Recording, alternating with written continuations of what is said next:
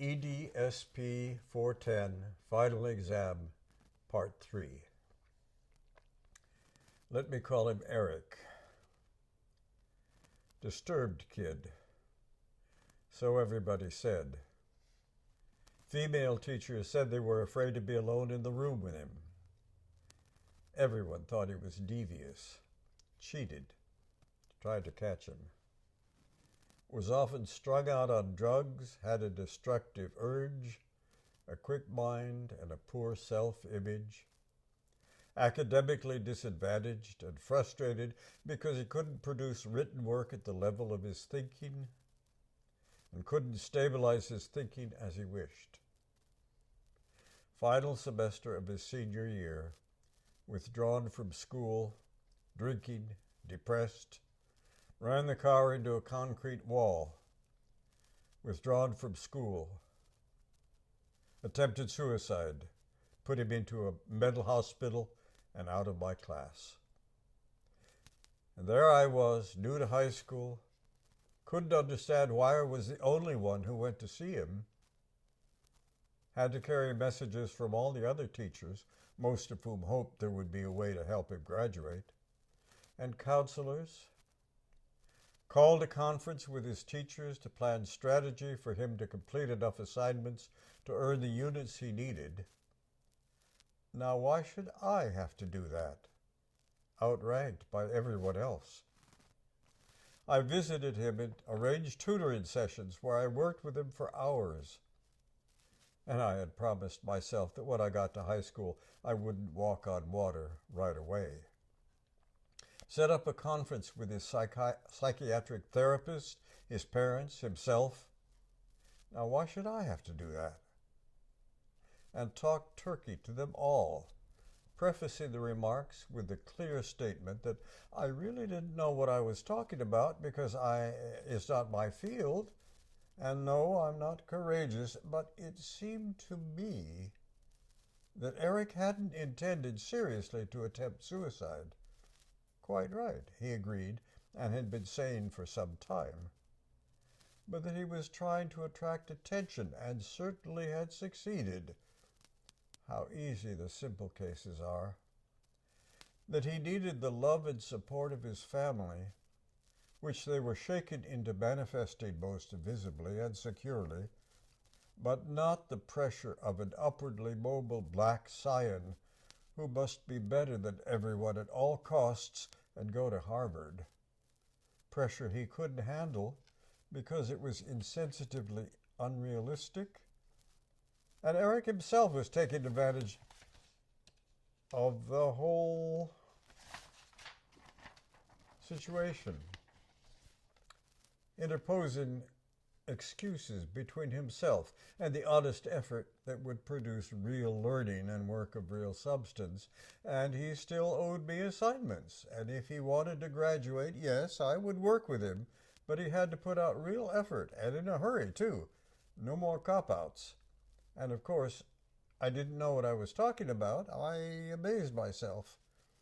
And Eric graduated and is attending Pomona College and forging a perspective toward his family which he had never wanted to see again. Happy endings are nice. Saw him a few months ago. Seems to be doing well, happy, but I don't really know for sure. But I'm still annoyed that during his entire situation, no one took responsibility, and clearly it wasn't my place to do so, but shouldn't have had to. Seemed to be venting frustration here in this paragraph. Don't want to believe that the mechanisms of society don't work better than that. People tell me I can't worry about everyone else, can't bear so much of the burden. I'm not whining, but who can disagree with Helen Caldecott when she says we can do nothing else? Nothing less. She's right. Robert. A cheerful note. Another sad case. A kid I knew in philosophy club. coached in writing, but who was never a student of mine. He was fat, ugly, had terrible acne, was nearly deaf, but didn't have a hearing aid, was being thrown out by his parents who were moving to Baja California to retire and told him to get a job and an apartment somewhere, but not to ask them for anything. He was 15 at the time. He dropped out of school, was suicidal, was institutionalized in a mental hospital. He took the graduation equivalency exam, got a hearing aid, lost some weight, started exercising, has a tan, lives in Malibu, and goes to Santa Monica City College, where he enjoys his philosophy classes very much. He came back to visit, reminiscing over the times I coached him on essays and speeches. We both regret that he was never actually a student of mine. But if I go on to college, I may encounter him again. He likes serious literature, loaned me a book of Gogol stories, which I have yet to read in return, is cheerful, knows he has resurrected himself, and looks forward to the future. I don't take credit for any of that, but I'm glad to see it. A nice way to end a series of anecdotes which could go on and on, yes, and on. There needs to be a peroration. I don't forget the cynicism the classroom teachers express, and concerns through the unions too, when mainstreaming first appeared in the 70s. We saw right away that it was a means of saving millions of dollars, dumping handicapped students into already overcrowded classrooms, placing them with teachers who were not trained or prepared to deal with them, and removing the professional support services in many cases so that only token help was provided, often of an advising or supervisorial nature, frequently counterproductive.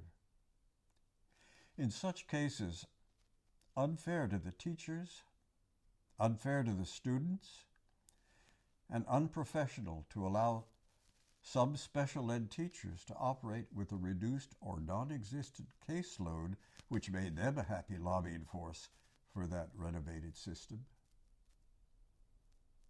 Dr. Townley very nearly convinced me that the intent of the mainstreaming legislation initially was to maintain all the special help, special classes as appropriate, but enriched educational experience for handicapped students. This would cost actually more than, or at least not less than, the older system of special class containment. But this ideal situation nowhere exists and almost certainly never will. So yes, the classroom teacher is being exploited in the name of rhetorical phrases. The reality is unconscionable. And clearly the requirements of the laws have channeled money away from the educational program for the mainstream. And that means in many, perhaps most cases,